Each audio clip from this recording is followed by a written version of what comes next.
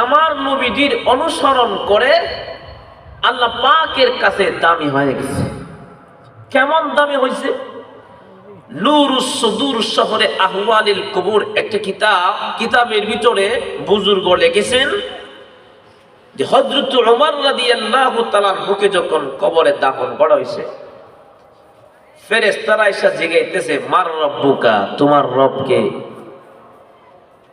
ওমর রাদিয়াল্লাহু তাআলা তিনি উল্টা জিজ্ঞাসা তোমাদের রব কে? ফেরেশতাদেরকে জিজ্ঞাসা। সুবহানাল্লাহ একটু বলা যাবে? আর রাসূল বলেন সুবহানাল্লাহ। কি মনে করেন এটা কি সাধারণ কথা? নূরুস সুদূর শহরে আহওয়ালিল কবুর কিতাবে লিখছেন ওমর রাদিয়াল্লাহু তাআলা কে বলতেছেন মার রব্বুকা, তোমার রব কে?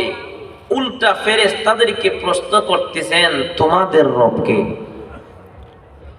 ফেরেশতারা একজন আরেকজনের দিকে তাকাইতেছে আর বলতেছে ব্যাপারটা কি?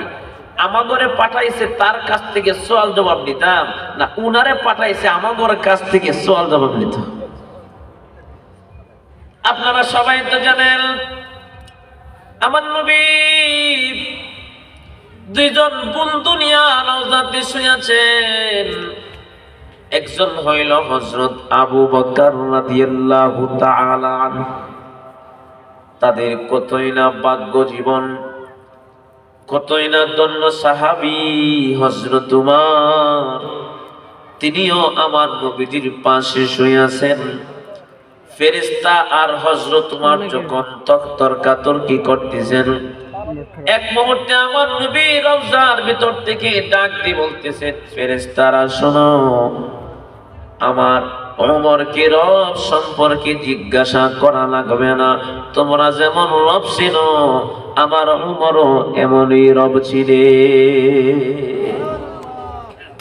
তো নবীদের অনুসরণ করার মাধ্যমে দাম কেমন বাড়ছে কি মনে করেন? কবরের ভিতরে যায়া ফেরেশতার লগে তর্ক করে।